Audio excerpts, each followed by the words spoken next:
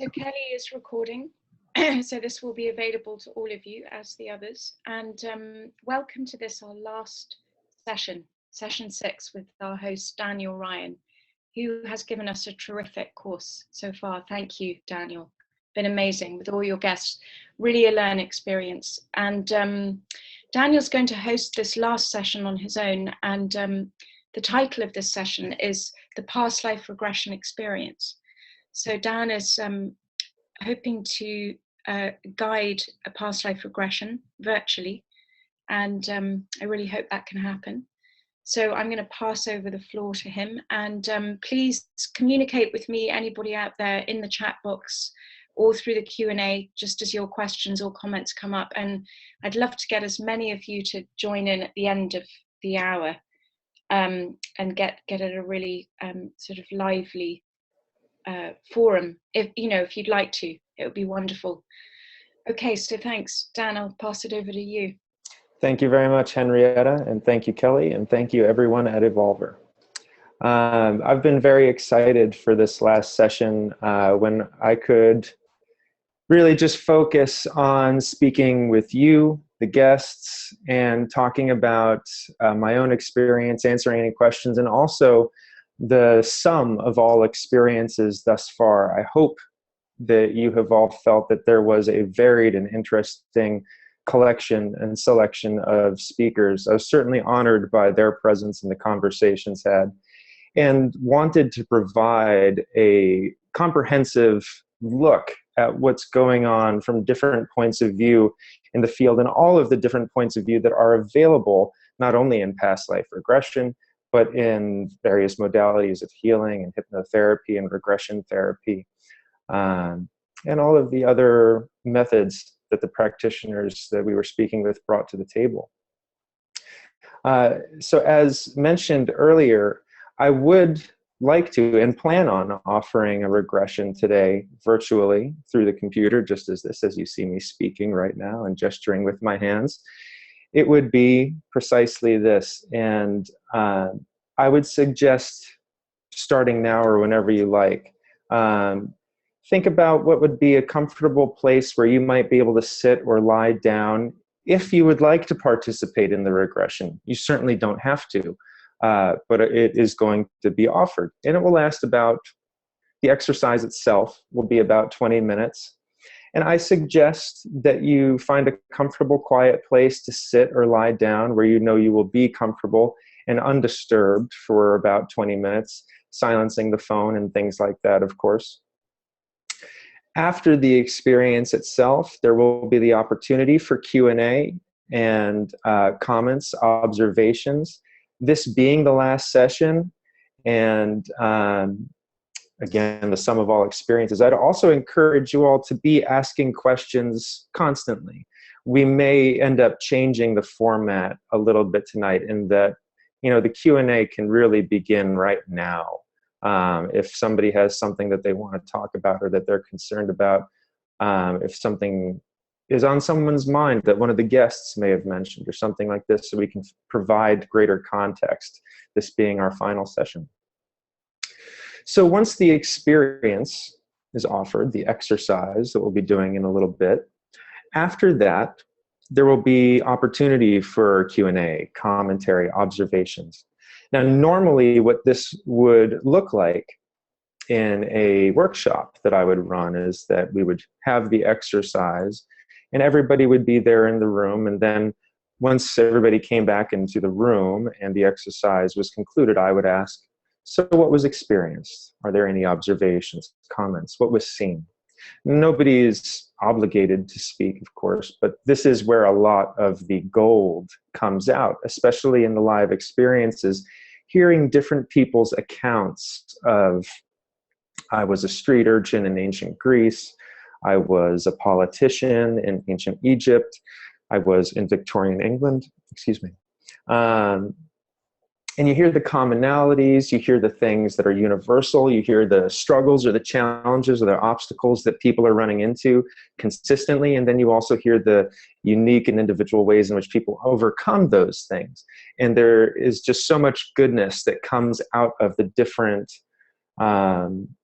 testimonials, observations, commentary, and so much to be learned by different people's different experiences. And also, of course, what is universal, what is the same about these experiences too, whether we view them as positive or negative. So I offer that as an invitation, really, again. Any questions, any observations, any concerns, feel free, please, don't hold back, be offering. I've got on my screen here the Q&A and the chat also open.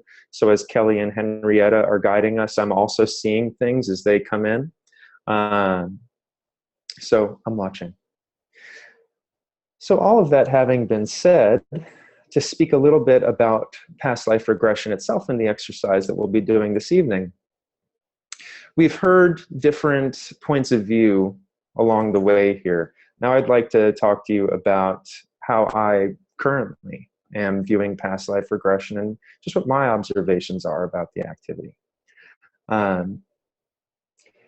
As I see it, and as we've expressed, perhaps these are memories of past lifetimes that we are exploring. And if that is in fact the case, as it is being studied, that is fascinating. That is absolutely essential that we keep going deeper and deeper and deeper into that, as I'm sure you would agree, or else we all wouldn't be here. So we have this on one hand. Now, that being said, it's also clear that the experiences are metaphorical in nature for dominant themes that we're experiencing in our lives in the present. Now, that points to many other possibilities, many other potentialities. For instance, symbolic reasoning is this innately human ability that we have to understand things like language, the set of symbols that we think, dream, and speak in, different currencies, our ability to appreciate art. It's also embedded in our understanding, the way dreams communicate to us through symbols. The most, concise way I've ever heard to interpret dreams is looking at them as if every landscape is symbolic and every character is you. We can view past life regressions the same way. There's no right or wrong way. These are all just different points of view that we can take on the experience. What we do with that, of course, is up to us, how we make use of that. And I wouldn't tell you how to make use of that for what it's worth. I also do not consider it my place to tell you what experiences that you have are real or unreal, or what is a past lifetime, or what is a book you read combined with a movie, or what is a dream, or all this other stuff. I really do defer to you and everyone as the expert on themselves. So I approach the experience with as open a point of view and possibility space as possible. And I do this because I think when we put the experience in a box that says it's definitely a past lifetime, or it's definitely a dream I had, or it's definitely a combination of a book I read with a movie I saw, and this thing that I read about one time, when we do that, we limit the possibility of the experience. We decide it's just this one thing, and all of a sudden there is an infinite amount of things that now it cannot be. So when we allow the experience to just kind of be this weird narrative that rose up in the mind once and that you experienced during, a past life regression or an exercise in a group or with an individual or what have you, and you just let it be whatever it is, you can continue to learn from it over time, seeing it differently, letting it change as you change. I'll give an example of early in my life, the first past life regression I ever had. I feel like I told this story recently, and I'm hoping I didn't tell it already in this series. But so the first past life regression I ever had, I was a woman on the Great Plains of the United States during expansion into the West. At the time, I was, I believe, a 13-year-old boy. I may have been 14 at the time, but either way, I was a relatively young man, we'll say. And I had this experience as an adult woman, which was also my introduction to the idea of gender identity on a spectrum, the internal experience of gender identity existing on a spectrum. I had an experience as a woman on the Great Plains of the United States during expansion into the West. I had a husband who was a kind of caricature of a banker. It looked like the Monopoly Man or something like this, but a nefarious evildoer version of the Monopoly Man. And he did end up leaving me high and dry. And we had a couple kids together who, I don't know what happened to them. I just saw myself as this woman after she was left by her husband, I think, die while doing dishes, standing at a sink. So anyway, what did all of this mean for a 14 or 13-year-old boy? At the time, I was experiencing all kinds of turmoil at home and in my family, and was experiencing particularly a very intense sibling rivalry with my brother. And of course, you know, maybe like any sibling rivalry, the dominant themes were power and control. And that was illustrated for me by this story of power and control, in that the relationship between the woman that I experienced in this regression and her husband, he had all of the power and all of the control. And when he left, he took those things with him, and I was left powerless and out of control. And there was this lesson that came through the experience that said, do not forfeit your power. Do not let others control you, quite simply. And I was able to extract that and make use of it in the relationship that I had with my brother at the time, and find ways to limit the power that I was giving to him. Makes him sound like such a villain. But, you know, anybody who's ever been a brother in a sibling rivalry, that's pretty accurate. We're good friends today too, just so everybody knows. But yeah, limiting the power that I would forfeit to him, and also limiting the control that I would allow him to have over me as well. And, you know, here I am, you know, over 20 years later, and I still can't tell you whether or not that experience was a past life memory, or maybe it was a television show or a movie I saw once, or maybe it was something else. I don't really know, and it doesn't really matter. The lesson in power and control, and the lessons that continue to be available in just understanding the story, it's kind of like an Aesop's fable, or in that way, or a personal myth that could only have come from me and before me in this way. So that's one example, and why I suggest to everyone who works with past life regression that you not place the experience in a box, as I put it. And again, that said, you know, I would not tell you what is real and unreal. And if you have an experience that you know to be a memory of a past lifetime, that I want to hear about that. So I am just looking over the chat a little bit. I see some people's comments here.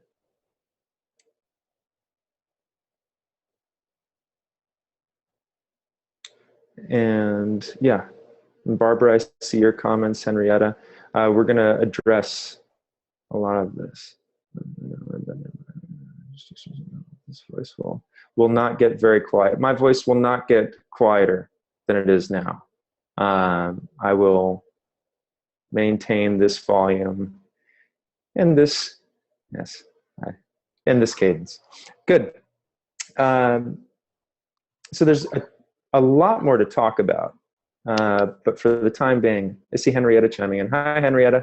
Hi, Dan. I just wanted to, oh, hang on a sec. Yeah. My was about to boil. Carry on talking. Okay, sounds good. So there's a lot more that I want to talk about and share with everyone today, but rather than dive into all of that, I think we'll move right into this experience now. What were you going to mention, Henrietta? Yeah, I was just going to mention, just because I thought I'd ask Michelle's question now. Yeah. Kind of Great, please. Yeah. Because you've met Michelle a few times. Yes. Hi, Michelle. An interesting husband. He works in the world of physics and etc. And she's a shamanic practitioner, so their conversation's very interesting. Anyway, she says a bit of melding of past life regression with physics, given the understanding of space, time, and relativity. Is it possible to influence the choice in a past life that maybe presenting itself and changing the past, thus the present or the future.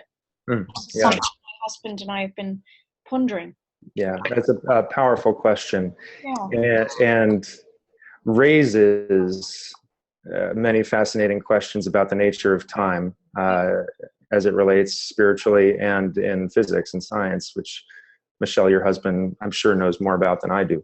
I'll say this, in past life regressions, there are times, rarely, it's when it's necessary, and it's when there's a therapeutic or medicinal purpose to it, that at times in a past life regression, when there is something, a transgression or an abuse or a trauma, something that actively and clearly needs healing, that in the regression, and I may even include in my suggestions, understanding that we cannot change the past, we can change our perceptions of it.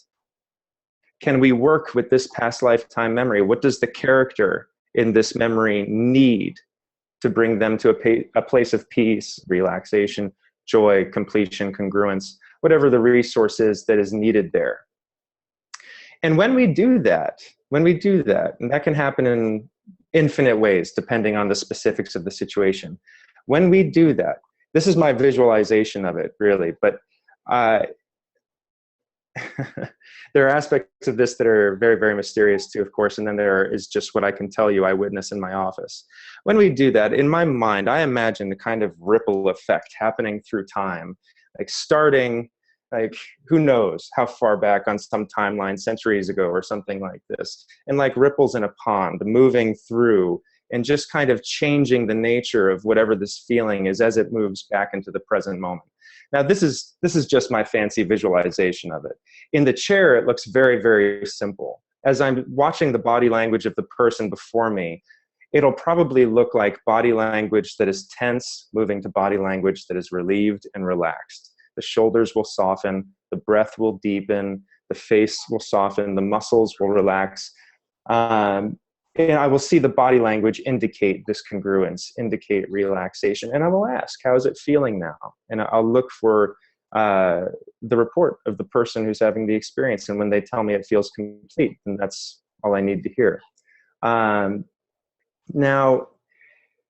for me as the practitioner in that moment, I try to keep it as simple for myself as possible by focusing on the person in front of me and making sure that they are having a safe, congruent healing experience. That's really my first and primary goal and what I'm interested in. Outside of that, what is happening in time for this person as they are going, quote unquote, back into what may or may not be a memory of a past lifetime, creating a healing event there that may create a reaction through time that leads into the present that they can carry with them out of my office and into their life.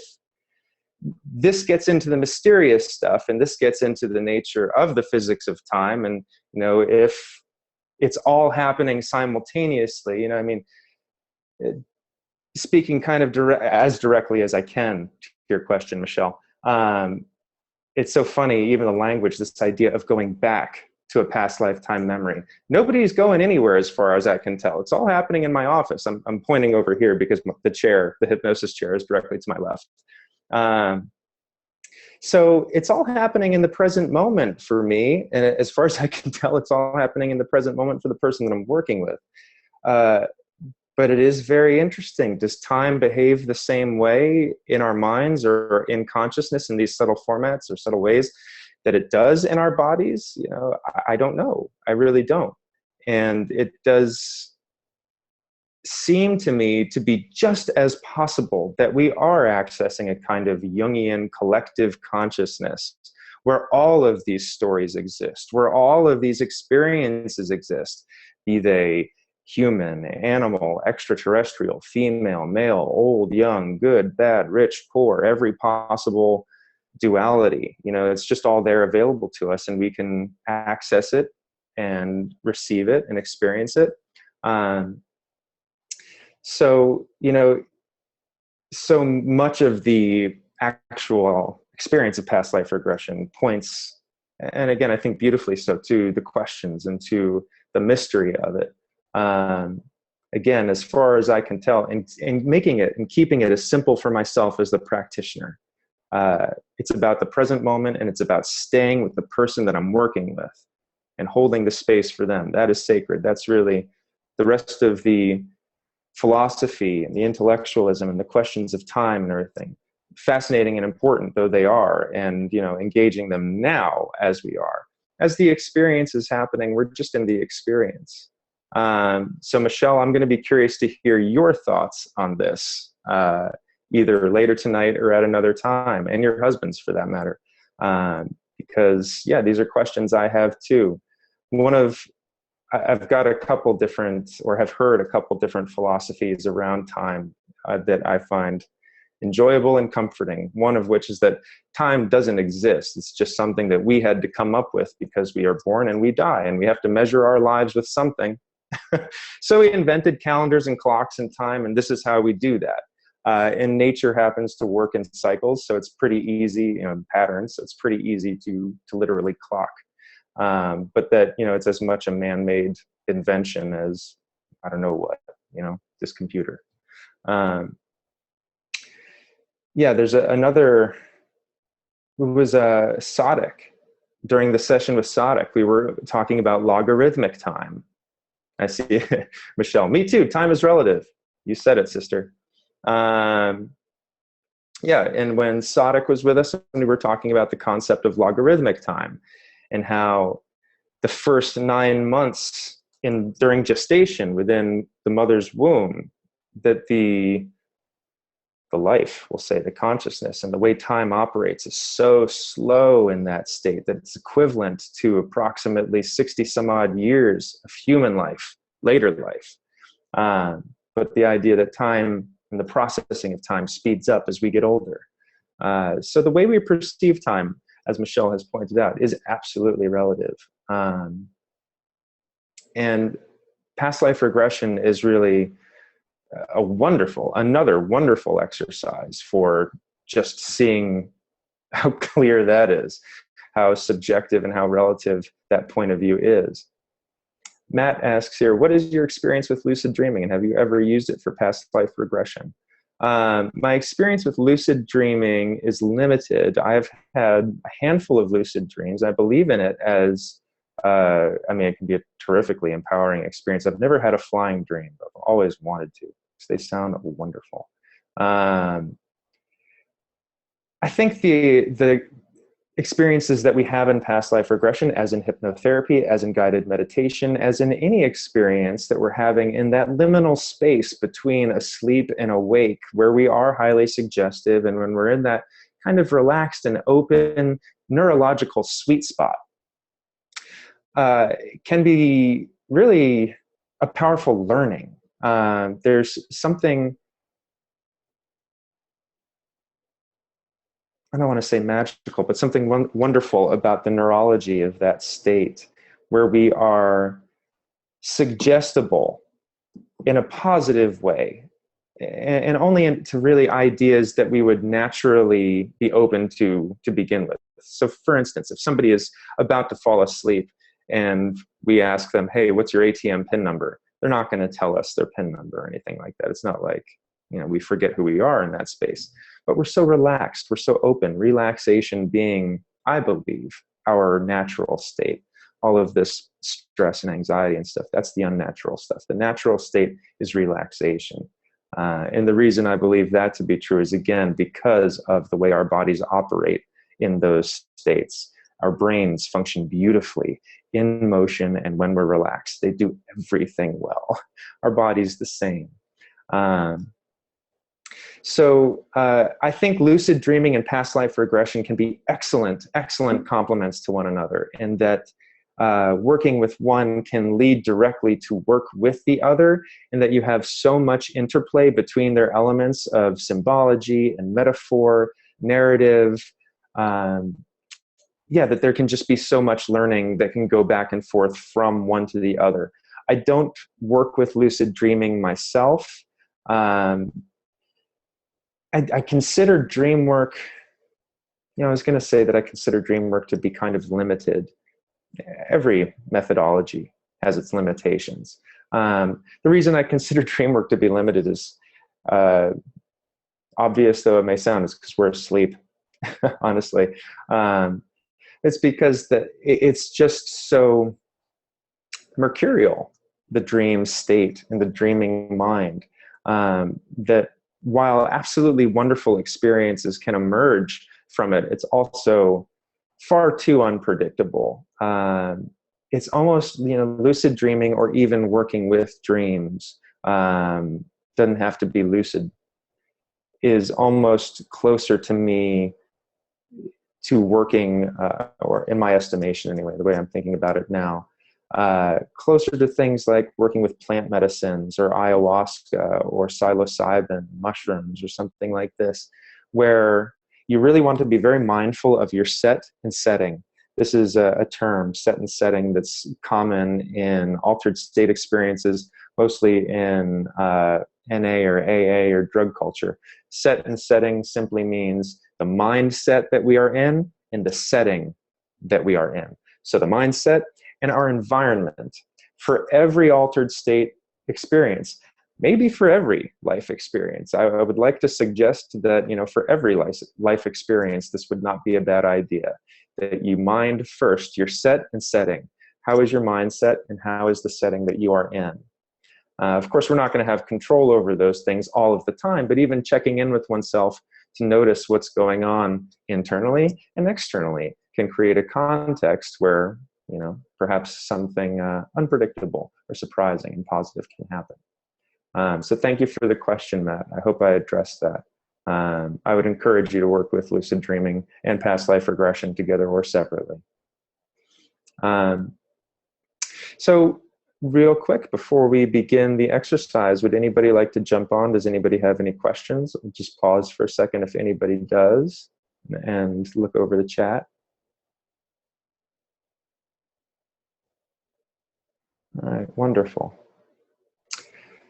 Okay, everyone, then I am going to suggest now, if you haven't already, to find yourself a comfortable place to rest, sitting or lying down with a comfortable posture.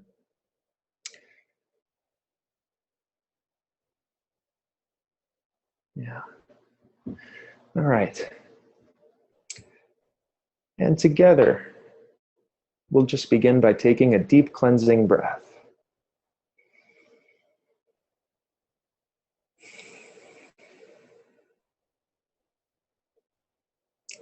And taking another.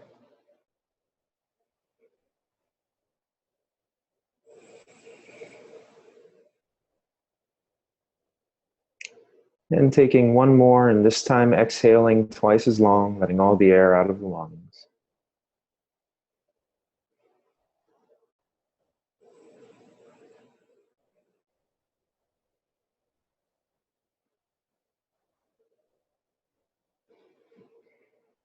And just continuing by letting the breathing be easy and natural. Letting your attention rest with your senses. Noticing the sound and tone of my voice. Any of the other sounds around you there. And just imagining what it might feel like if a wave of relaxation were to move over the body now, cascading down from the crown of the head, relaxing the muscles in your face, in your neck, moving down the shoulders and arms, past the upper body, past the hips and down both legs, all the way down to the bottoms of the feet. Feeling the body connected and complete from the crown of the head to the tips of the toes. Imagining another wave of relaxation as it moves over the body, moving throughout the muscles, the skin, the bones.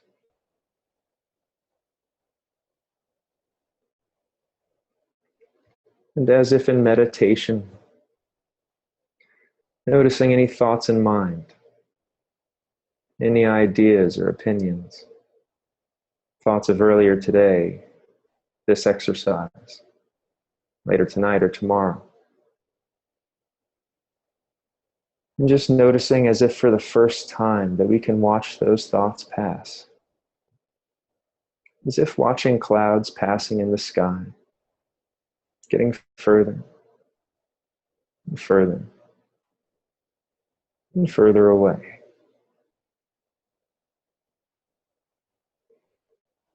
Becoming present once more just by reconnecting to the senses. Noticing the clothing on the skin, or the air in the room, or the sound and tone of my voice.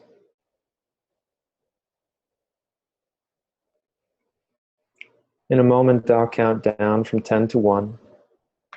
And with each digit, I'd like you to imagine what it might feel like if the relaxation that you're currently experiencing were to grow stronger. As if the body itself were relaxing itself deeper and deeper. Starting with 10. Noticing wherever the most relaxed part of the body is now. 9.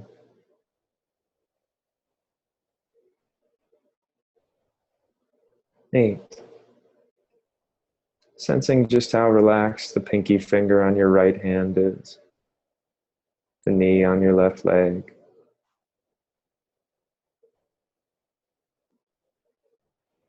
7.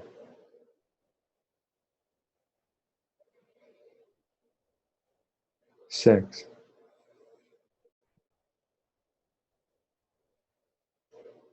'Continuing to notice the sound and tone of my voice, as well as the spaces between the words I use.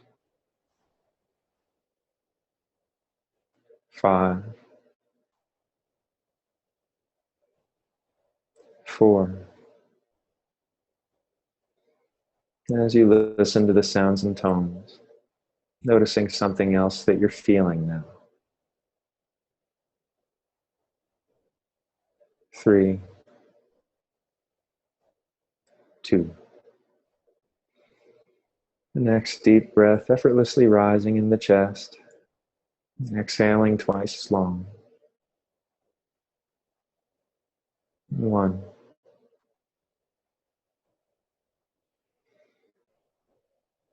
And just noticing how the body feels now. The attention continuing to rest with the senses.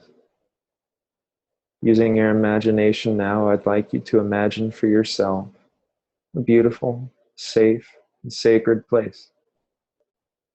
Wherever that would be for you today. Knowing that there is no right or wrong, there is no good or bad, that those are just ideas. We can have them back later, if we need them. This is a place that you create in your imagination, so make it as beautiful as it possibly can be, making it the place that you'd like to visit right now.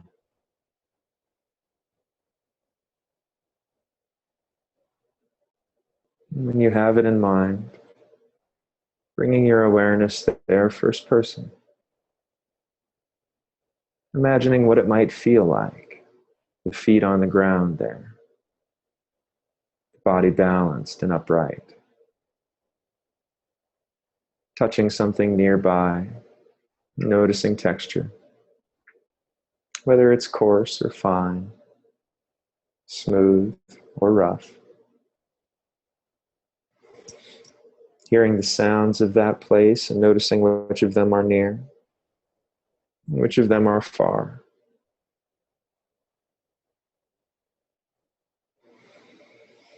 And seeing the sights there too, noticing the light and the shadows, the colors and their vibrance, the shapes, forms, and depth. Getting to know what it's like to move about the mind this way today, using your senses, exploring and enjoying as another wave of relaxation moves over the body now.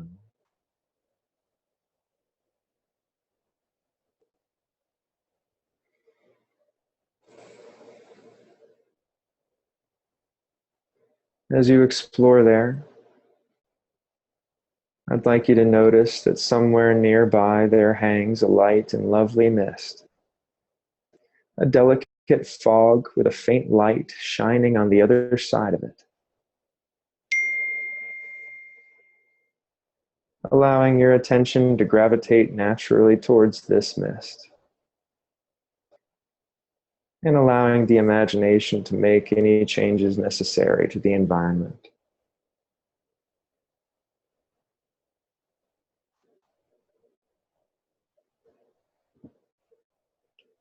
When you have it there in attention, just letting the gaze rest on that light on the other side. Just noticing what it looks like. In a few moments, I'll count down from 3 to 1.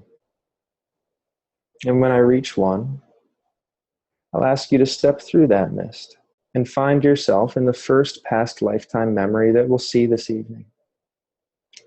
But before we do that, I would like to let you know that on the other side of this mist, you will continue to use your senses to explore, feeling the feet on the ground, the body balanced and upright, touching what is near you, hearing and listening to the sounds, seeing the light and the shadows. And know too that you can bring your awareness above the scene at any time to look down from a heightened awareness. That you may pose any question to your own higher mind, asking, what is the lesson here? How does this connect to my present?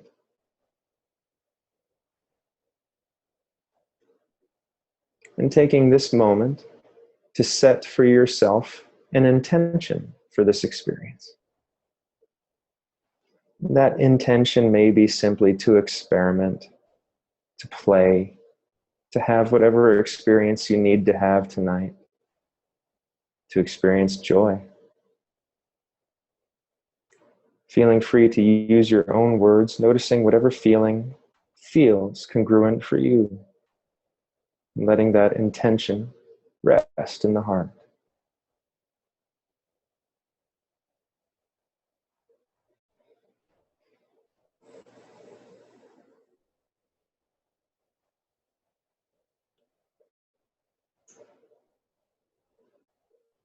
And feeling the feet on the ground, seeing the light shining on the other side of the mist there. 3, taking another deep breath. 2, and 1. Stepping through the mist, letting your attention rest with the senses as you go, all the way to the other side.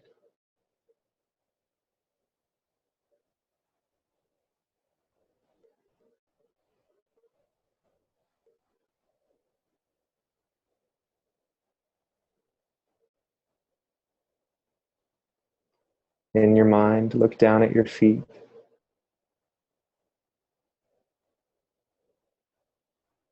What are you wearing on them? What surface are they standing on? If you feel your body, is there a sense of male or female, a sense of age, time, or place?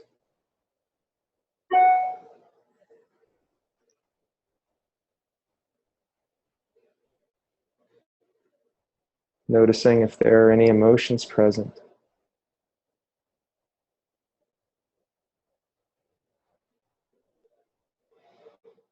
Staying with the senses and taking this moment to orient yourself in the experience as if trying on new clothes.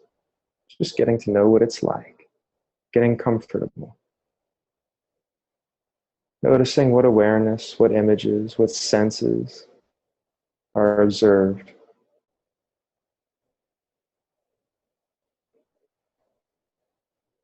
If there are people around you, looking into their eyes, noticing if you recognize them from your present life.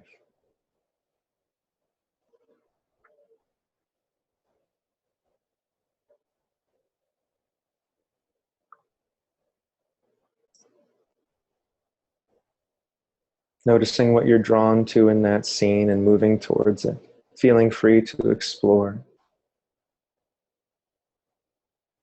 Continuing to move through this scene as it unfolds naturally, posing any questions to your own higher mind. What is the lesson here? Noticing any connections to your present that you see or feel.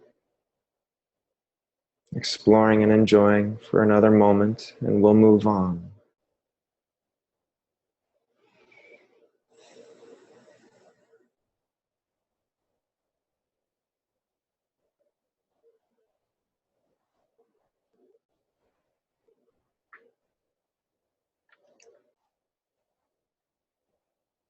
And bringing the awareness back to the sound and tone of my voice.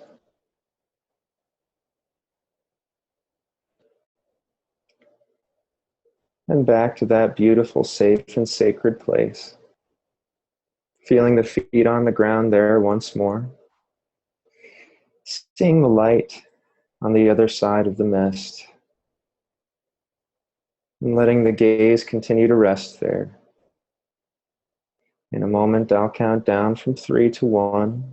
And when I reach 1, I'll ask you to step through the mist and find yourself on the other side again in the next past lifetime memory we'll see today. So feeling the feet on the ground, the body balanced and upright, seeing that light before you. 3, 2, and 1. Stepping through the mist all the way to the other side.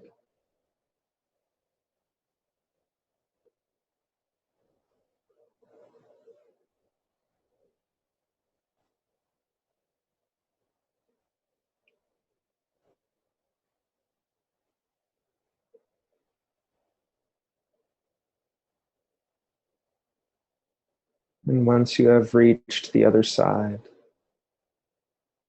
looking down at the feet, what are you wearing on you?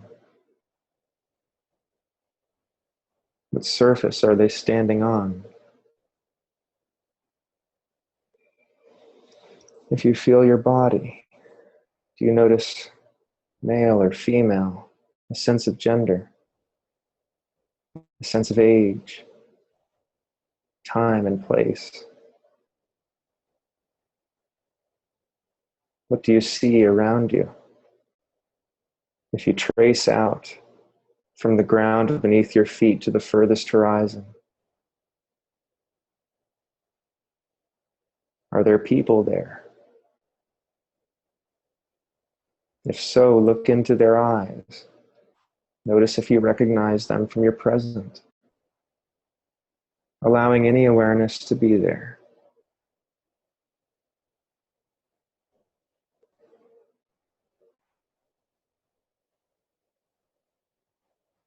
Letting the scene unfold naturally. Notice what it is that you're drawn to and move towards it. Explore, asking questions of your own higher mind. Do you see anything here that you see or feel as connected to your present? What is the lesson here?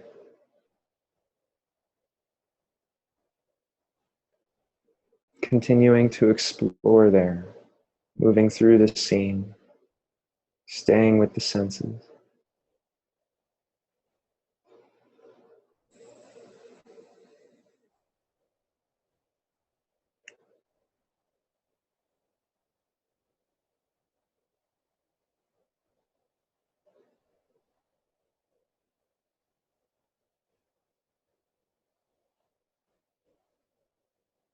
Continuing to explore there for another moment, and we'll move on.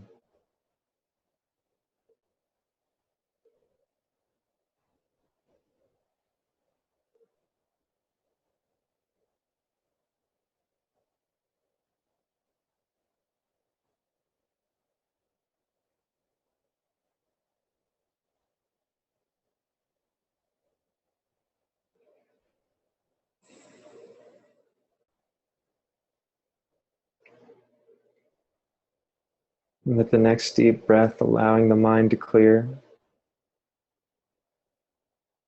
and bringing the awareness back to that beautiful, safe, and sacred place one more time.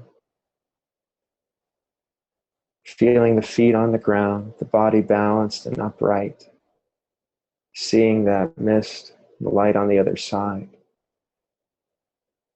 And this time at your own pace, whenever you're ready, stepping through the mist and into the last past lifetime memory that we'll see this evening at your own pace, all the way to the other side.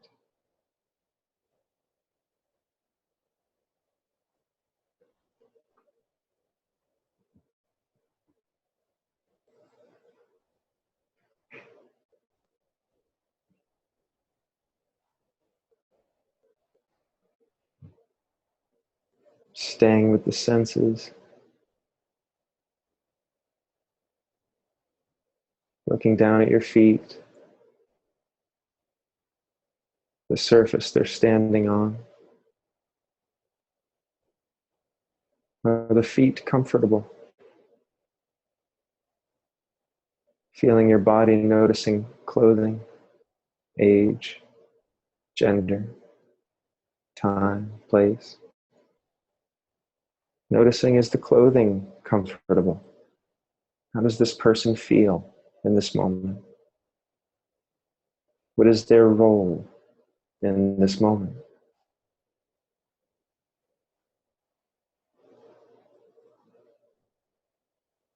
Tracing out from the ground beneath your feet to the furthest horizon, noticing the landscape, the environment around you.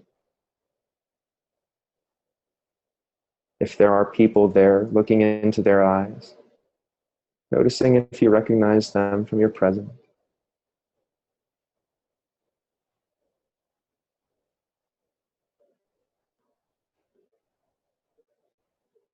And just allowing any awareness to be there.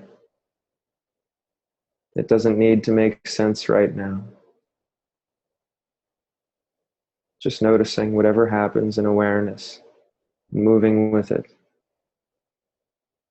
Staying with the senses, following the flow of the scene, letting it unfold naturally. Noticing what you're drawn to and moving towards it.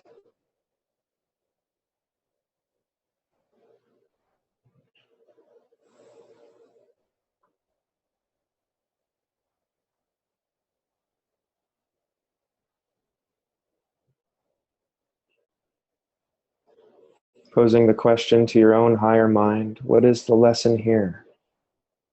Is there something that I am meant to see or know? And just noticing any awareness that comes back.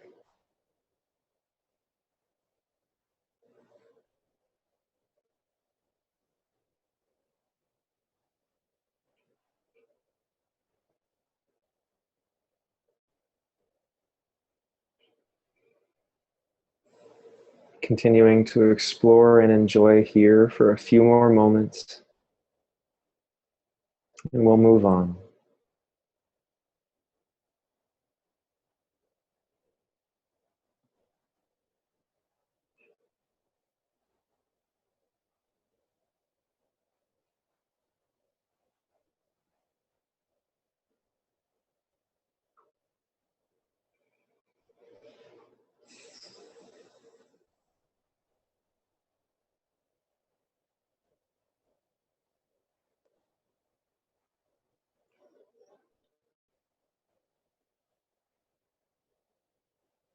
And bringing the awareness back to the body, in the present moment, back to the sound and tone of my voice and all the other sounds around you. And just carrying with you this new awareness, this new experience and knowledge, whatever may be there, allowing the body to integrate it effortlessly, calmly, and peacefully without having to do anything, just letting it connect to the breathing, the digestion, the circulation, the stuff that just happens. We don't have to think about it. In a moment, I'll count up from 1 to 5. And when I reach 5, I'll ask you to open your eyes, and you'll be back here with me, awake, alert, and ready for the rest of the night. 1, 2, 3, 4, and 5.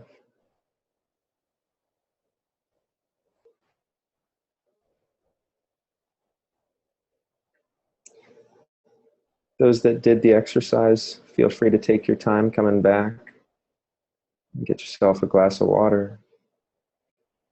Blink your eyelids, stretch your legs and feet and arms and stuff. No rush. While that's happening, I'll tell you about the funny experience I had while doing that just now. Usually when I'm working with groups, I have the benefit of being able to see the entire group around me. So I'm watching body language and I can get a sense of if somebody is having a strange experience or an uncomfortable experience or anything like that that might need to be addressed.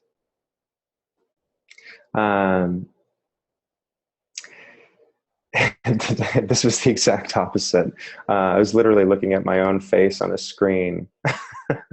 So not only did I feel literally separate from you, so and that's one thing I would like to address, but I could have no sense of what you're experiencing and just literally have my own face projected back at me, which is not relaxing or soothing as I'm doing this, which is why I took my glasses off if anybody was watching, so that I would not be able to see that clearly. So I saw one person commented here, "Thank you, Lillian." Ben says, "That's amazing, but your face is relaxing and soothing." Thank you, Ben. I'm glad it is for you. Yeah, for, self-image is a hall of mirrors, my man. So, as I'm seeing myself, it's just a different thing. So thank you for your comment, Lillian, that you had 3 wonderful experiences. If you'd like to share any of those experiences, please feel free to type them in. If anybody would like to share their experience, please feel free to type it in, offer it to Henrietta. Every experience is valid, including I didn't see anything, I saw blackness, I saw a couple images, I had an animal experience. So all of it's valid. There are various ways of working with when somebody's in my office and doesn't see anything. I saw quote unquote nothing. Well, it's very interesting how we can turn nothing into something, especially with the imagination. So say, for instance, if somebody's seeing blackness, which happened in a session that I had today, my suggestion would be try pulling away that blackness, wiping it away. Is there something underneath it? Can we pull that blackness over? Is that blackness a black curtain? Is it something different? So altering the perspective on whatever's occurring, whatever the obstacle or challenge might be, is simple and can really be quite fun. Past life regression being a new experience for a lot of people and a different experience for a lot of people. Resistance is natural. Resistance is 100% natural. Henrietta, Kelly, and I were talking about the constant bombardment of marketing messages living in New York City before, and that always brings to mind for me just, I have a chattery mind already. And when I'm constantly bombarded with messages, it doesn't help that. So, there can be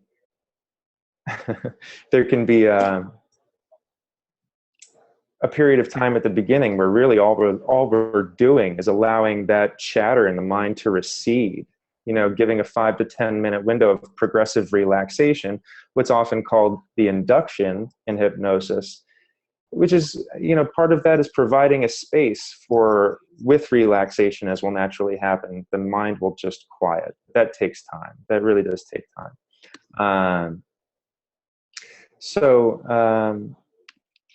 Yeah, Henrietta, how are you? Yeah, I'm good. There are some people. Barbara will come on in a minute and share, and I'd encourage anyone else to. Ben, out there, you had some comments. So, Kelly, if you could hook Barbara up onto the video, and I'm going to start by. I'm going to share a little bit of my experience. Please. Because, a lot went on for me. I had 3 very different experiences, and I kind of didn't expect to. I was my imagination, so it runs over time anyway, so I know that I can just create things, but when things just kind of came in and hit me, you know, that's what I paid attention to. So the first experience, I was sort of I was on a castle, and I was definitely a man, and I was like, you know, trying to defend the castle. Like there was this feeling of being kind of alone and frightened, and just sort of having to navigate on a very cold, wet night in the castle. Mm. And then the next one was my most interesting one, but the most unpleasant, because I sort of suddenly jumped, but I felt like I was a woman in Holland or France or something. I was wearing clogs and I was on a farm, but I was suffering from a terrible illness and like madness. Mm. And that was pretty disturbing. Mm. And, Mm. but then I felt safer because I could take refuge in the stables, but that was strange. Mm. My whole body kind of jumped and I went very hot. Like I had a clear memory of being like, you know, an outcast as a mad, quote unquote, person. Mm.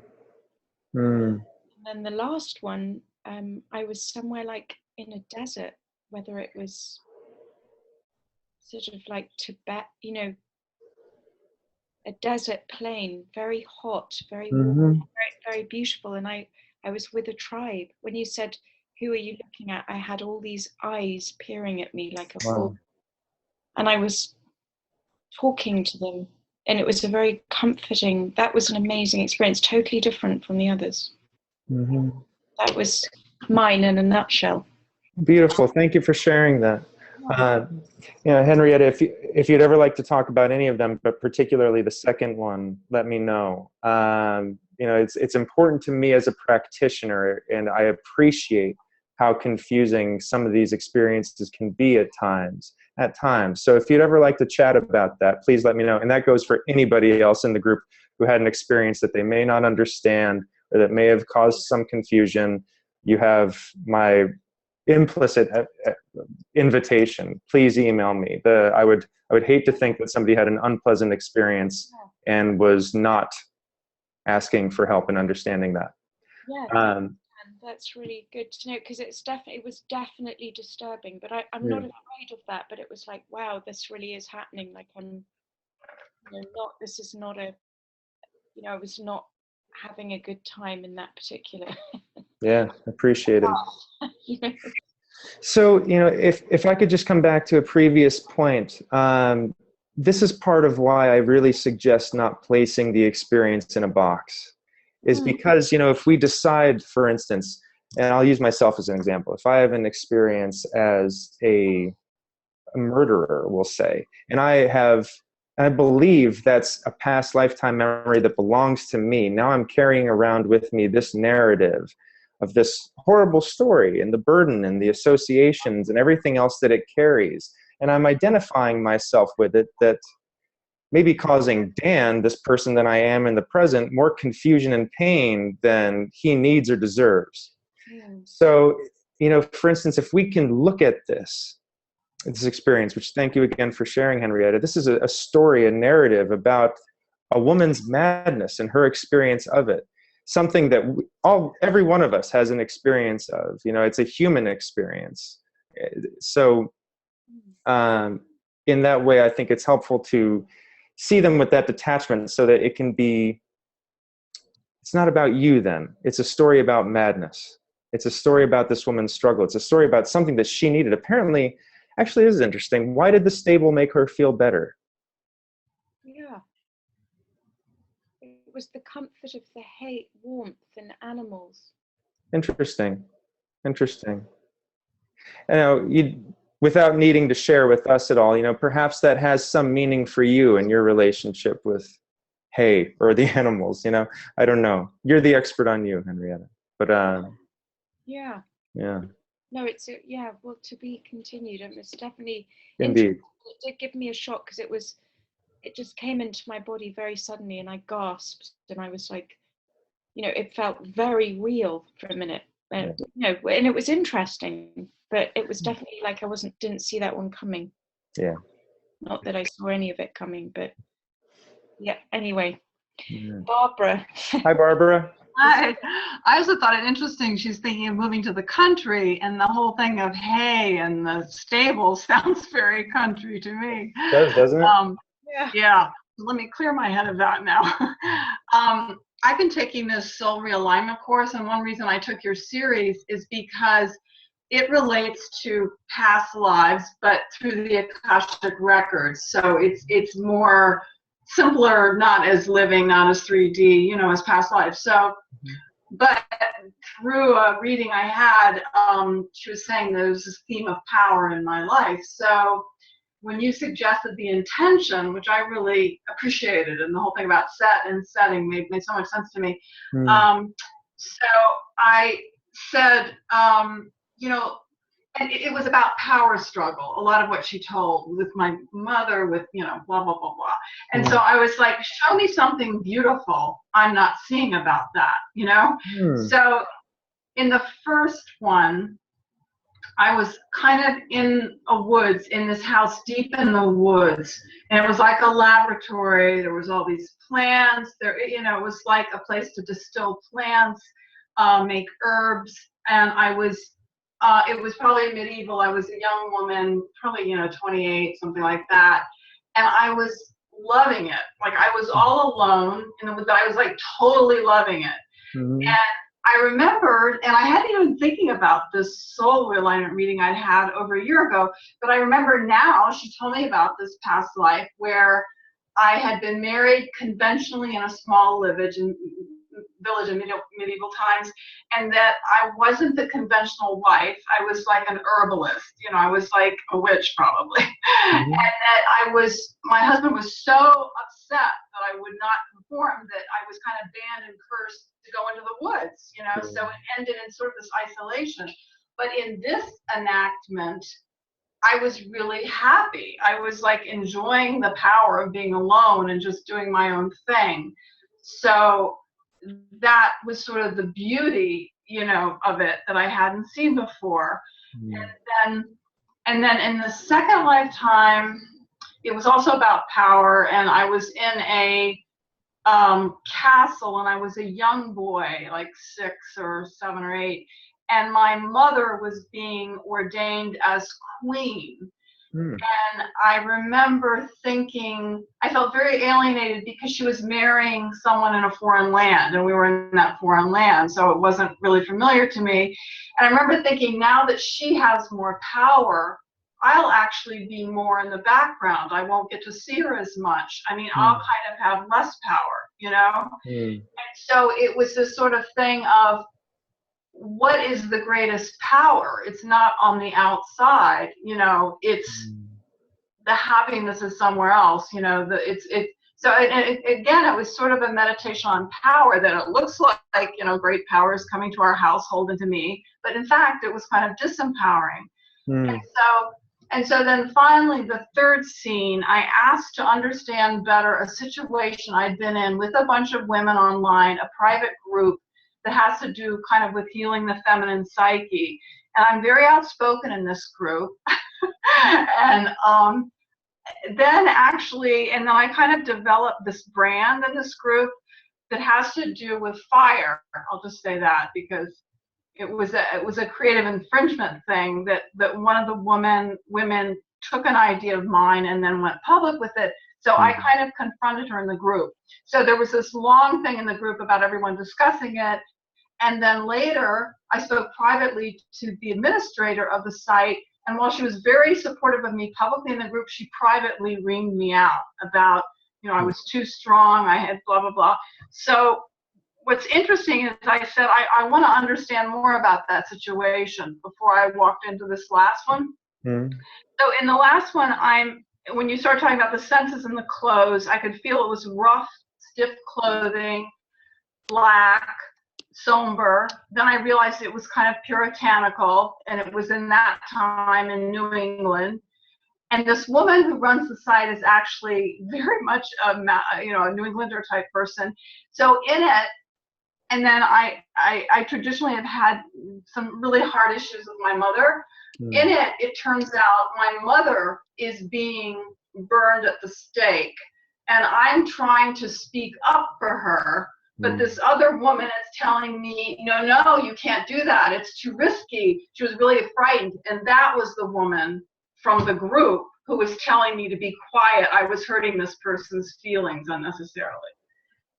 So I suddenly understood why she was so hard on me, which I couldn't understand before. She'd been publicly supportive and everyone else had been. And also when I turned 13, I kind of had these really severe heart palpitations, and I always thought they had something to do with my mother. So by seeing, it was kind of almost like a nervous breakdown. So by seeing the scene and the fear around her being burned at the stake and this other woman saying, don't say anything, I began to see more clearly all the issues in my life of speaking up and my heart palpitating and stuff like that happening. So yeah. Wow. Well, thank you so much for sharing that, Barbara. That's incredible. That's incredible. It was what I asked for and what I got. Yeah. Thank you. Yeah. There's a great line from a poem I love. It's the last line. It says, "We get what we want, but not the way that we want it." Yeah, and may I also compliment Barbara, you and Henrietta. It takes an experienced traveler to be able to do this kind of inner work, set an intention, and go get what you're looking for. So you're obviously very experienced with this. As opposed to any of us that are listening tonight who are new to this kind of work. Inner exploration has a lot in common with exploring the outer world, but there are some subtler aspects of it too, and it does take practice and experience to go within, ask a question, and find what you're looking for and make use of it in the world around you. So yeah, thank you for that too, Barbara. Sure, and just in terms of Michelle, I would say, I have done a lot of shamanic journeying, so I think that probably has a lot to do with my ease with doing this process, Indeed. Yeah. Thanks. Thank you. Thank you, Barbara, for sharing. It's really interesting. You're welcome. Kind of, as you were talking about, I could see you in those different roles. It was really strange. Oh, interesting. Yeah, we're all connected, I think. Yeah, totally. That made sense. Even though you don't know me that well, it kind of felt real. You weren't Barbara. You were just like I don't know what you were. You were just all those different things. It's really interesting when you start loosening the shackles of identity. Yeah. Indeed. Right. Yeah. Just ask Dan if there are a couple of people, Michelle and Ben, have shared. I see. Yes. Let's start doing Q&A. Yeah. So I wondered if Ben or Michelle, if you're out there, if you'd like to come on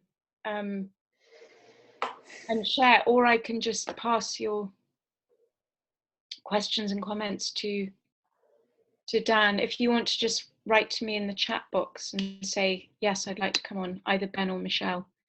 I see Ben here had said he became very itchy in the second walk through the mist. I saw a top hat and felt I was alive during the American Revolution. That's interesting. I love those very subtle sensory experiences too of I got itchy, that speaks to the uniforms in the revolution were probably really rough, so it's like these subtle sensory experiences that can unlock the larger thing. It can be really beautiful. Yeah. Hi, Michelle. Hello. Hold on. There we go. Can you hear me? Yes. I can hear you. Okay. And we can see you too. I'm sorry, my case is a little funky right now. So I'm pretty profoundly affected by this experience, and these things are not uncommon to me, but I've always kind of jumped ahead, been already at the place where people are guiding me. And so I had a real interesting time in this kind of sacred grove with sunlight coming through and looking at a reflection of like a young maid and some girls standing behind her reflecting off the water. But that was the safe, happy place that we were in. And the first place that I went to, I was a mermaid. And I felt terror, and I felt like I was in a 70s sci-fi fantasy poster. Do you know what I'm talking about? That style of art? Yeah. And I wasn't sure if I was observing myself in a past life or if I was in a first person point of view and pursuing someone. That part wasn't clear. I really felt that I wasn't supposed to be there. I was in a panic, and then morphed into some weird being that was exploding light, but inside that light were fractals of animals and other things. It was very strange. And then we moved into the second part, the second life, and I was out just flying through the universe. And so the answers to some of the questions that you were asking of us was that it was an immortal being searching. And this is something that has come through in my channeling. So it was very strange to be back in that place, but from a different point of view. And really trying to understand what this is about. And I felt like I was on fire just from the running, from the going through at warp speed. And the last one is the one where I'm actually a little bit more shaken up, because when you asked us to touch in with our feet, I felt myself stepping onto a rocky terrain with just red sand blowing everywhere, and felt this choking feeling, wearing very heavy woolen long robes, trying to protect from the sandstorm or whatever it was. And I remember turning back. I mean, I was in first person, and turning back and looking at my family, my husband and my son, and really being overly protective of them and angry at the gods because they were killing us. This sense of like fire from the sky, maybe a volcano or a meteor strike that, you know, was exploding over the place. Something catastrophic was happening, and it was raining from above. And I remember just turning and facing the sky and sacrificing myself to the gods in order to save my family. And watching my husband see what I was about to do and shield my son from seeing it. And I recognize these people, and I don't really know how to integrate this now. Okay, let's talk about it for a moment. So I noticed that you asked in your question in the chat about processing, Michelle. Yeah. Yeah, I would, as a practitioner to a practitioner, knowing how experienced you are too, I would ask you, how you regard processing when a client asks you, how do I process this? But my understanding is that, there's really nothing that we need to do to process the information. There was a story that came with it, these very heavy and palpable emotions. But there's also something deeper that we can all recognize tonight or in any other exercise like this, that it's Tuesday night, we're all safe, everything's fine. I think I hear your family in the background there, Michelle, am I right? Yeah, my cats too. Your cats too. So right, so you can go touch your family and your cats right now and know that they're safe and everybody's absolutely fine, Yeah. So as we process this, as we regard this, as we consider if there is a larger meaning that we can extract and make positive use of, if we can turn shadows into light, how do we do that? That we can know on a deeper level that we're safe, we're okay, this is a narrative, this is a story that is here now. And the question is, what are we going to do with it? Yeah. You know? I see how it's relevant to what's been going on in my life. Mhm. I know I can see resonance with it. Mhm. And yeah, I'm going Appreciate to have to it. sit with this one for a little bit. Naturally. And, again, if you'd like to talk more, if you'd like to, schedule a phone call or something like that, we can chat about this. If you and I were in a session right now, what I would suggest is that we just do a 2-minute meditation or something like this, and let this feeling settle, let this vibration come to rest, and just feel I your. really appreciate the experience. I must say, it's to be able to hold that space. I very much appreciate it.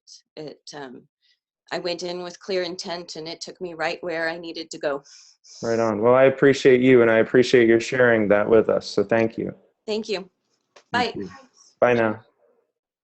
I felt like she sort of was good at the end, just there. Yeah. I mean, because it was very intensive. Of course. What she went through, but it was also extraordinary. And I'm not surprised, knowing her a bit from over the past year and a half of doing webinars with Michelle, that she had those, very full-on immersive experiences. Yes. These are perfect examples, too. It really is a wonderful opportunity to look at what happens in this experience and how, Totally. of course, it isn't all puppy dogs and ice cream. It's not that there is going to be, I'm watching your face, Henrietta, it's rarely puppy dogs and ice cream, as we know. But that's cool. Yeah, it is, in a sense, the name of the game. It's part of life, and we don't want to avert our eyes. And again, if we just allow the experience to be this story that came through, this kind of narrative, again, appreciating the feelings as they happen, are very real. And that vibration in the body is really the thing that needs to be put to rest at first. If we start carrying that around with us, that's when, let's say, damage can start being done. But the worst that can happen is that somebody have a negative or traumatic experience during a past life regression, and the practitioner is not experienced or wise enough to bring them to a point of resolution before that session or that workshop is over. And then that person takes the experience with them into their life and now has to live with it. And again, make sense of it and process this without knowing how, without being equipped to do so. And I know there are a couple more questions that I want to address, but this brings us to a very important point that I've wanted to bring up throughout the series. So I'll do it now in these final minutes. The interpretation of spiritual information is in a very important process that very few of us ever actually take the time to examine, is how we do that, how I examine spiritual information and what I consider to be spiritual information and what I do not. So let me tell you a story about me. When I was 27, I was in Turkey with my father during one of the trainings that he was leading in regression therapy. And I was having my coffee grinds read fairly regularly by his students. Apparently everybody in Turkey knows how to just read your coffee grinds and tell you your future. So I was having this done a couple times actually while I was there. And there was this one reading that was happening. And she told me that I would have what I want and it would come easily to me. I was 27 years old at the time. I would have what I want and it would come easily to me.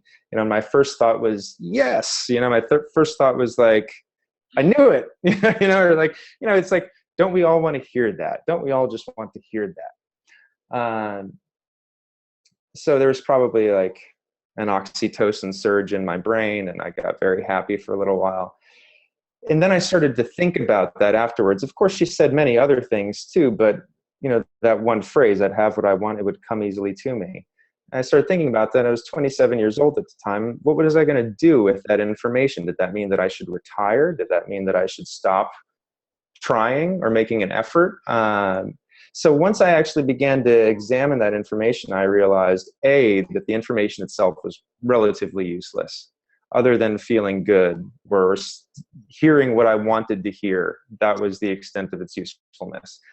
Secondly, I realized just how suggestible I was when I was listening to that information, and just how suggestible I have been in the presence of other mystics, other psychics, other healers, other people that I perceived to have spiritual information that was either about me or for me or something like this. And this extends out even to my father's words, as he was a teacher to me in this regard. And perhaps we all listen to our parents with that kind of suggestibility. Of course we do, as children. So anyway, going back to the interpretation of spiritual information, this learning, this moment in my realizing internally in my own processing, as we keep using that term, processing of the information that I was given by this person reading my coffee grinds, I began to question how I had received and interpreted all spiritual information that I had been receiving throughout my life, including and especially the information that I had given myself. My own past life regressions. What did they mean now? How was I interpreting them? How was I making use of these experiences? What was I doing? What was I believing? What was I allowing to cascade into other areas of my life that was affecting my decision making?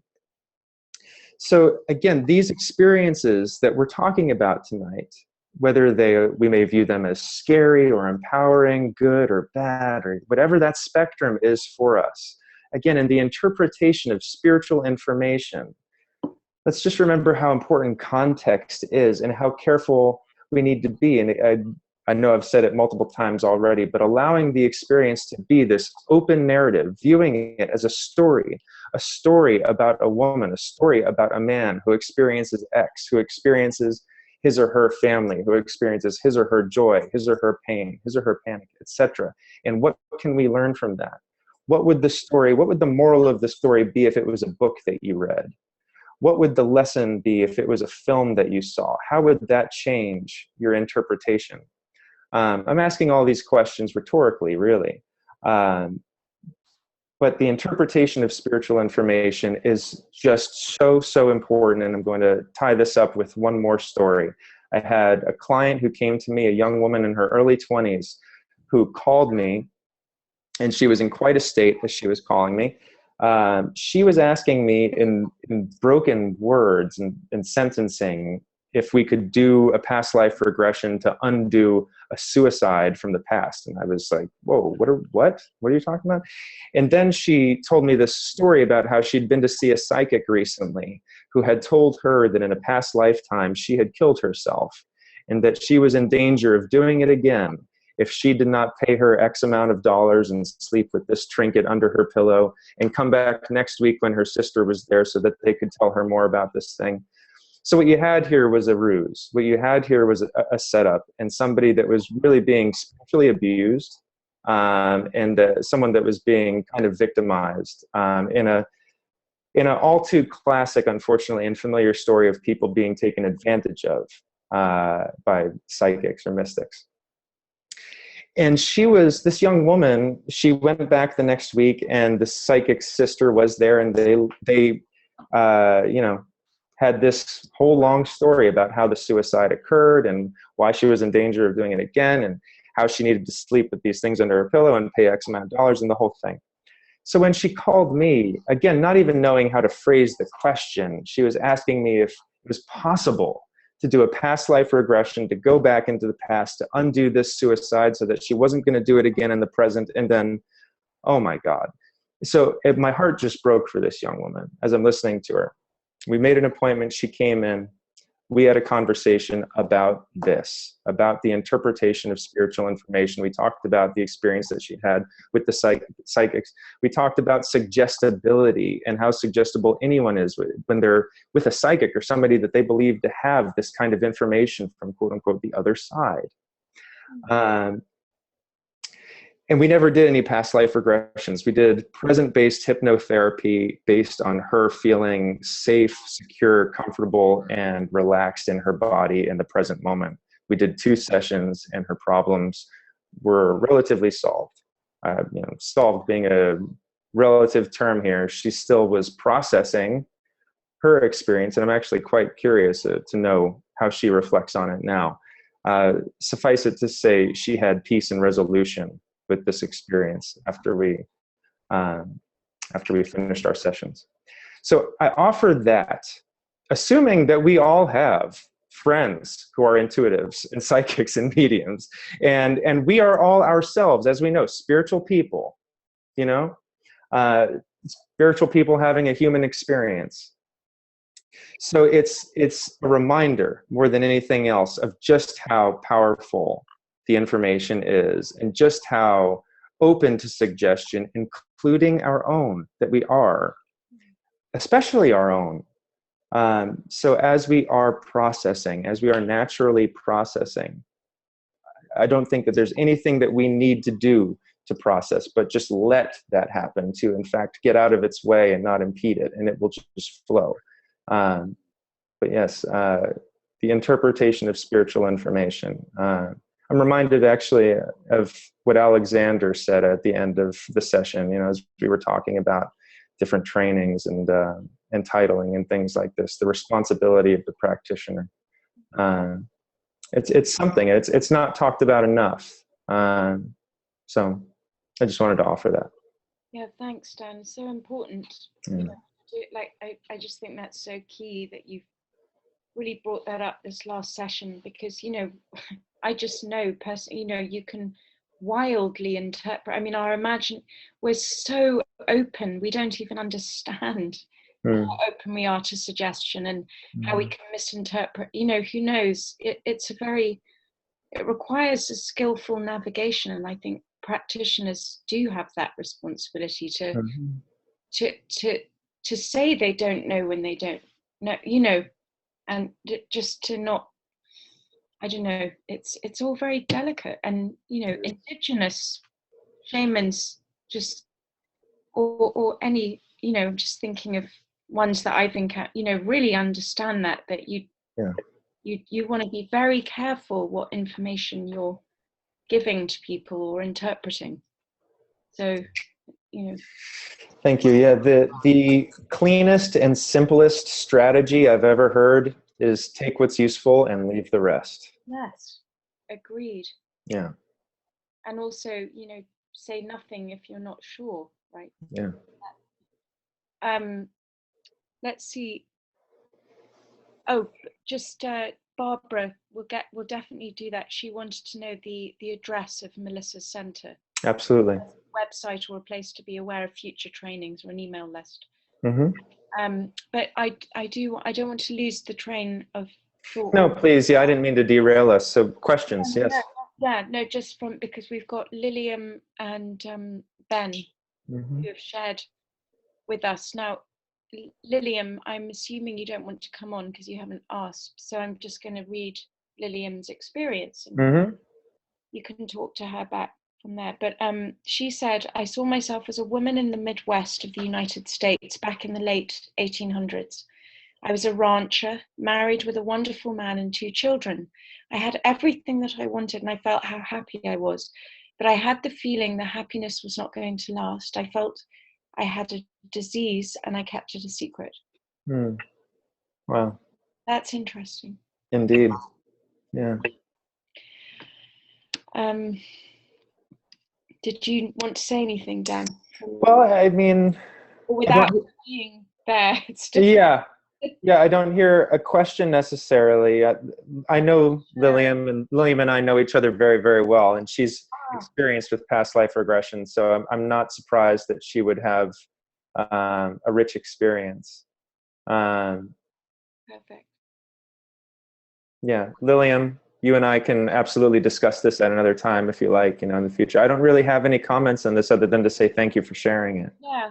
But, So Ben, I'm going to. So he's got a few comments and questions, and he wanted me to mediate. So he says, I have an intriguing question for you. Have you discovered what happens in between lives for souls through your work with clients on past life regression? Have any clients revealed to you what occurs with higher self, higher power in the decision of when to go back to their next lifetime for what purpose? Do some souls have to wait longer than others before going on to a new life? There's a lot in there. There's a lot in there, indeed. Can you on your Yeah. can see it that good, so you can kind of break it down a little. Yeah. I'll take it one piece at a time. Yeah. Have you discovered what happens in between lives for souls through your work with clients on past life regression? No. And that sounds like a lot of responsibility that I'm not sure that I even want to take on. I haven't discovered what happens in between lives for souls. There is a lot of suggestion. Michael Newton has a book, Life Between Lives. I'm looking for the spine on my bookshelf. I believe it's Life Between Lives, but it's Michael Newton. Then there's another one, I'm looking around my office, Helen Wambach's Life Before Life. There's a 2-part set of regression therapy manuals, which unfortunately are a little pricey. They're out of print, but you can get them on Amazon. And they're called Regression Therapy, a guide for practitioners. I'll grab one off the shelf just to show you guys the cover.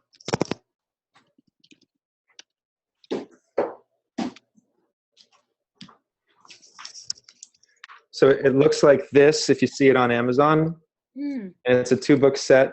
And in these handbooks, as well as these other books, practitioners go into great detail about, it's regression. Michael Newton was Life Between Lives. Yeah. Life Between Lives is Michael Newton. But these books go into great detail on what may be occurring in the space between lives. I will say this, then the interlife, which it's sometimes called, it's also sometimes called Bardo in the Tibetan Book of the Dead, and has many different names, this space between lives. There is a lot of wonderful work that can be done therapeutically there. That's for sure. Now, this takes infinite different shapes. This space, what I really consider to be happening here in the territory we're in, this is the territory of an ocean of knowledge cannot fit in the teacup of the mind. The idea of what happens in the afterlife, I personally do not think our brains are at least the percentage of them that we're using, we're not sophisticated enough to even process that or comprehend the information. So what ends up happening is this space in between lives, we project onto it human constructions. For instance, libraries. The Akashic Records is very commonly visualized as a library, a literal hall of records. Oftentimes in interlife work, people will use libraries as a symbol of a place where a person can go, and every book on the shelf is the book of them, and they can learn and take off a book and open it up, and here's the story of this lifetime, and here's the story of this relationship, etc., etc.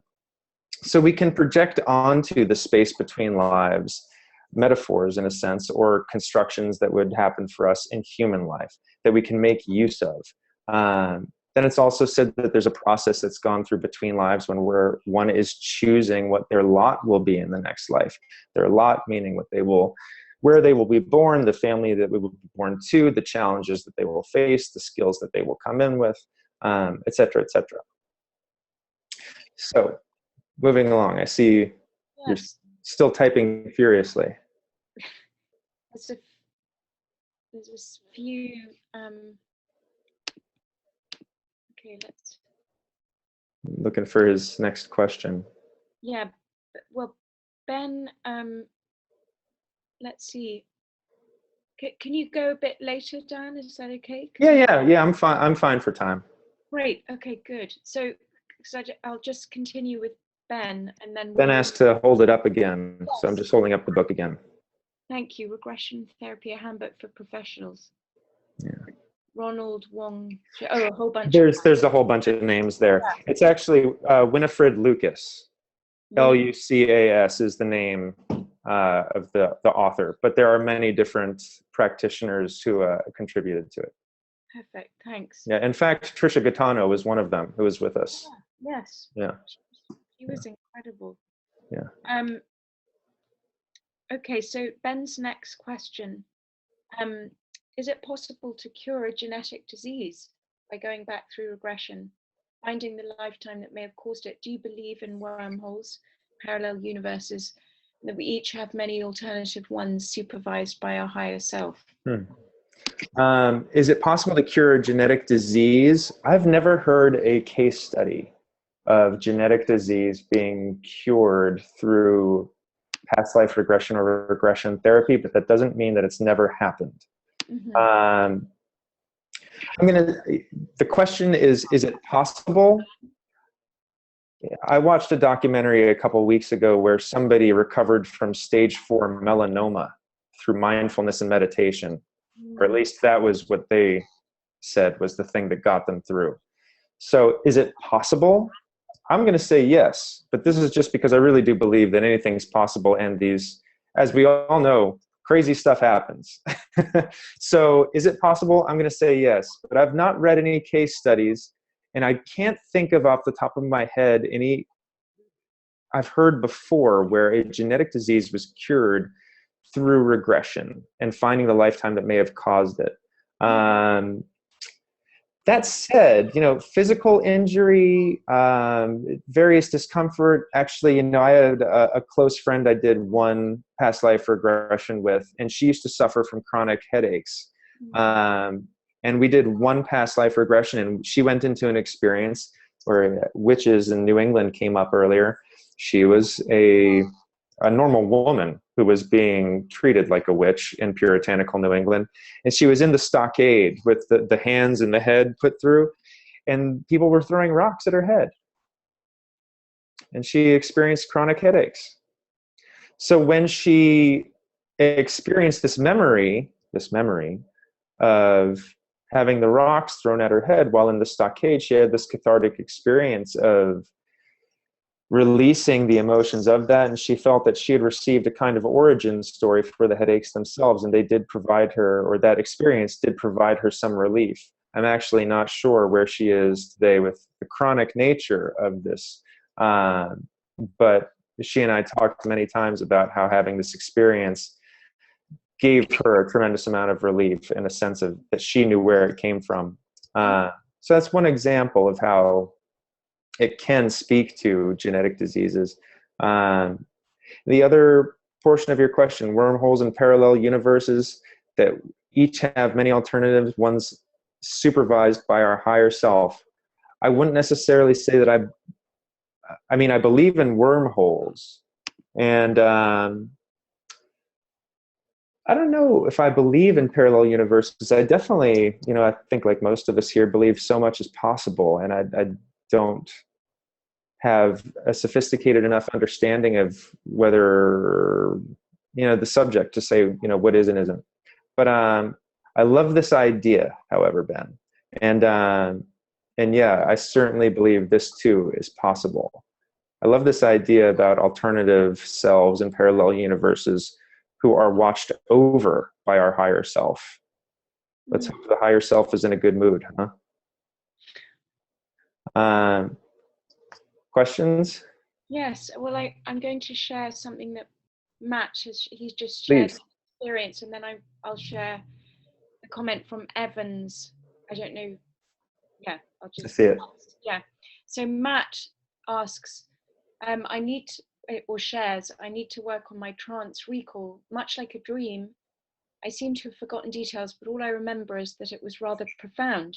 I felt very much at peace, and that I was an old man. Maybe I'll regress myself back into it. Hey, there you go.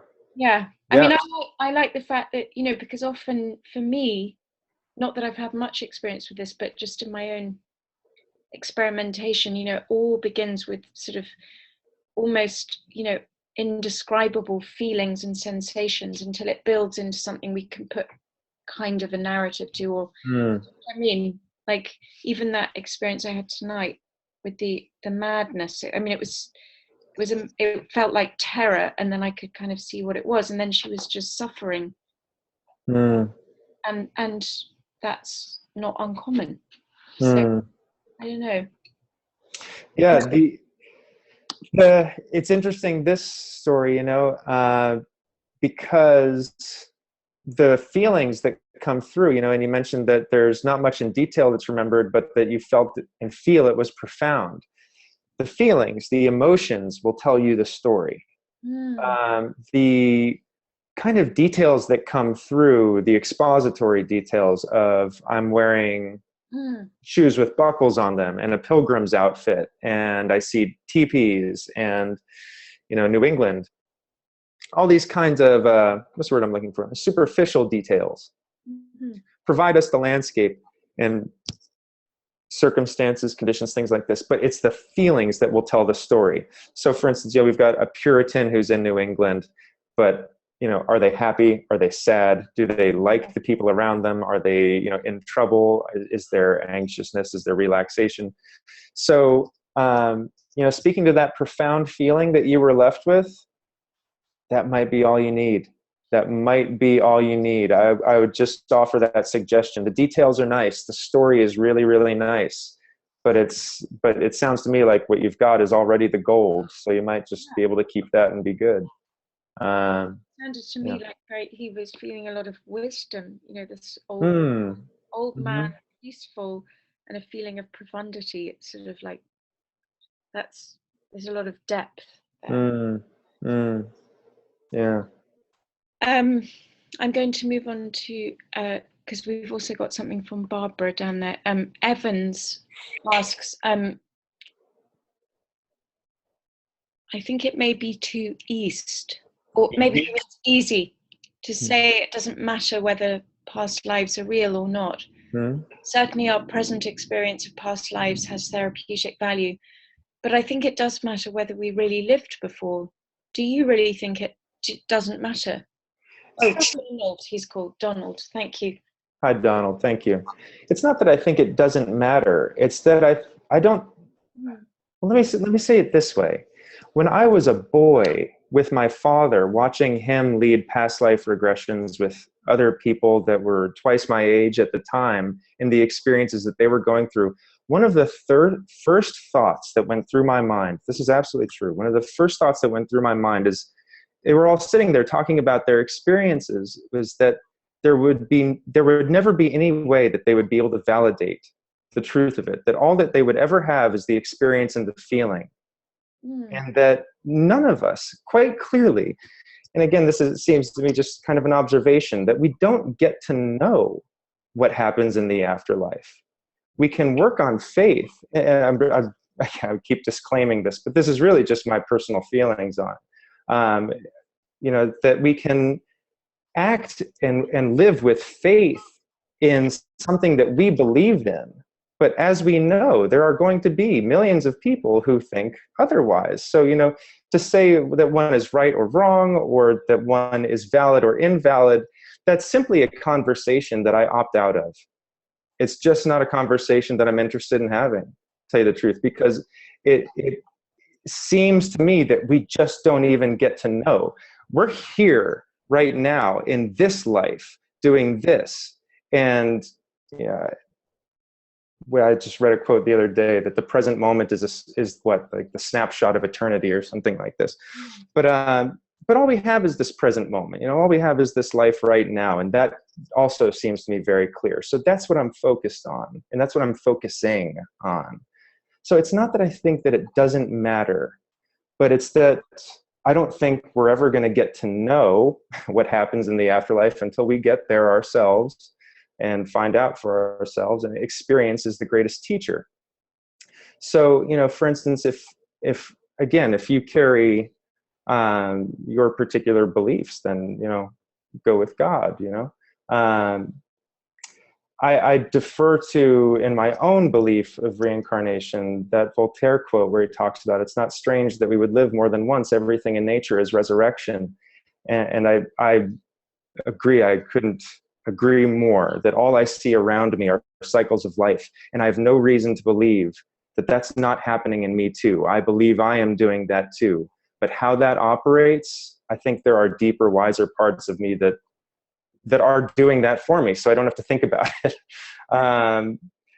So yeah, it's a wonderful question, and I know what you mean. It is easy to be like, I don't know, but it's just I'm not willing to tell a story that I don't know to be true. So I'm not going to tell the people that I work with that I know what happens in the afterlife, because I don't. But I know we're all here now. And I know that there's this healing tool that's very powerful and can offer us fascinating experiences. And I want to talk about that now and what that does now. So that's what I focus on. So I totally appreciate the question. And I do think it matters. Of course, I think it matters. But yeah, I don't know what happens in the afterlife, and I'm comfortable with that. I don't need to. Thanks. Yeah, thank you. Thank you for the question, Donald. And again, I invite response. Yeah. Yeah, and your thoughts. Was a great question from Donald. It is. Response, because as you keep saying, it's mysterious, but we are explorers. Alexandra hit on that very strong. That we do have this, tremendous, and Patricia talked about this, tremendous powers and capabilities, which I believe, just currently, our culture doesn't foster that. We're very good at achieving things in the material world, but, what about the other realms that you work in? I mean, we're sort of limitless, really. I mean, and you've all kind of touched on that, and that's what your work seems to explore, this kind of extemporaneous exploration. Yeah. I want to share, let's see, yes, Matt is agreeing. For me, he says the nature of consciousness is so fundamentally strange that anything is fair game at this point. Past lives, sure. Wormholes, parallel universes, why not? Hard to be surprised at this point. Indeed. Exactly. Now, Barbara did ask this interesting question here to you. Can past life regression be more symbolic for some people, like me, and more kinesthetic for others? Have you found that it tailors itself to different people different ways? That's yes. Yes. Yeah. Yes, the answer is yes. When our eyes are open and we're looking at the world, there's so much information coming at us through the visual field that we will all naturally be visually dominant. But once we close our eyes, generally one sense will tend to lead. So in past life regression with eyes closed, people that are more dominant in their feeling state, in their kinesthetic, may feel something before they see it. May have a sense, for instance, of the itchiness that I think it was either Ben or Matt referenced, So have a feeling of that itchiness before they see the uniform. Other people are auditory and will get a sense of a voice or the wind or the ocean before they have the image, or before they have the feeling of water or sand. So it's very interesting to actually learn for ourselves. There's a lot of information about ourselves in discovering, oh, this is the sense that I lead with in this subtler fashion. A kind of weird correlation with this, but if you have figured out, for instance, if your husband or wife or your boss is visual dominant or visual auditory or visual kinesthetic, then when you talk to them, speak to that dominant sense. If they're visual dominant, go, you see what I mean? And if you want to confuse them, be like, how are you feeling today? Or something like this. Getting to know what a person's dominant sense is and what they operate with is kind of like a little window into their subconscious. So it's just interesting. And again, it speaks to kind of emotional intelligence and self-awareness. But to answer your question, Barbara, yes. For some people, they will be more kinesthetic. For others, they will be more visual. For others, they will be more auditory. And in all cases, like everything in life, with practice, the experience gets more immersive and more powerful. So the more we do it, the more all of these senses get better and better at working together in the experience. Yeah, thanks, Dan. That's really interesting that we do have these sort of dominant senses for all of us. And then, yeah, just working towards more immersive. She says, thank you. Thank you. Now, I would suggest to anyone out there too that, because time is going on, unless Dan, you're okay to keep going, but, Dan has said you'll, encourage people to write to you and follow up with this, any questions that arise, because obviously what we did tonight was quite powerful, and it does raise, you know, a myriad of questions. So indeed. it's not something And thank you everybody for, I'm seeing all the action in the chat and the Q&A, and I thank you all for your thoughts. If it'd be helpful to, my email is danielryancrt@gmail.com. If you want to put that in the notes too, Henrietta, just so people have my email right there. So you can just, people can copy paste it and just shoot me a note. Daniel Ryan CRT. Yes. Just all lowercase at gmail.com. Okay. Yep. And my website is danielryancrt.com, and all of my contact information is there. So I totally, you know, I would love to hear from people. Yeah. There you go. Also, you know, that would be a great, you know, just a great resource for everyone. Your website to continue with this. Wow, Matt. He's saying I've participated in 5 Evolver series, and I can vouch for that because I know him, and have commented in this one far more than any other, a true testament to how awesome this experience was. And you have, Matt, that is true. And Ben is saying, thanks, Daniel, so much for hosting this great past life webinar. Well, thank you guys so much. I appreciate the participation and the conversation, and you know, these are questions I have and things I care about too. So I appreciate your helping me grow with this stuff too. So thank you. No, it's really been wonderful. Thanks everybody out there. And Daniel, really, for an incredible session. I mean, I really think you should come back and do more if you'd like to, because it's sort of like, it's opened incredible doors, but you've really taken us to a lot of places with all your different guests. Yeah, well, thank you very much. Brought it together in that last session. You know, it's a great idea to have done that, because we kind of had a foundation. I mean, I think I myself could kind of go there much quicker because of just sort of hearing you over a series of weeks with these different people. You know, you're kind of very open to what's going to come in, you know, without putting something there. That's what I discovered. And I appreciate that. The sharing tonight, that's kind of what we all experienced, actually. I experienced it too. Just so everybody knows, it was kind of accidental that the order happened the way it was. The first session was initially intended to be the one that I led solo, and then it would be followed by 5 sessions with guests. But scheduling just ended up getting, you know, changed, as will happen. It does, yeah. And but it really did work out perfectly. And you know, at the end here, I'm very grateful that we got to have those 5 conversations leading up to this, because yeah, it enriched the experience for me entirely, really. Yeah, good. Yeah. Well, yeah, Barbara's saying you did such a great job of integrating the different disciplines. Well, thank you, Barbara. Thank you. Yeah, it was great, which goes to show, you know, a lot can be done with this format of sharing and, you know, experiencing. Yes. So any more questions? No, I think, you know, that's it. I would encourage anyone else to to write to you. Michelle saying thank you. Thank you, Michelle. All right. Well, thank you, everyone. I do hope to hear from everybody in the future. Thank you again, Henrietta. Thank you so much for your help with this. Thank you, Kelly. Thank you, Evolver. Thank you, Kelly. Yeah.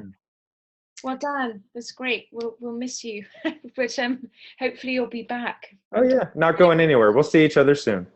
Yeah. Okay. All right. Thanks everybody out there for participating. So yes, thank you. Sharing so honestly. Yeah. Okay. Bye-bye. Good night. Good night, everyone. See you next time.